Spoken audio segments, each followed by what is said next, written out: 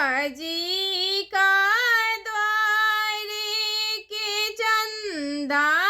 नमा के गाछ हे आहे ताई तले सुंदर दुल्हा घोड़ा दौरावस हे आहे ताई तले सुंदर दुल्हा घोड़ा